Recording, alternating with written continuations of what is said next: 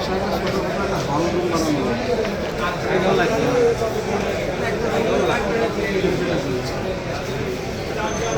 Hall room ছাড়া দেখছেন না?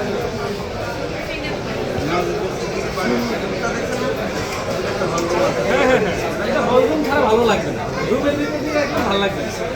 তখন মনে হবে যে একটা কাছ থেকে দেখতেছি। হিসাবে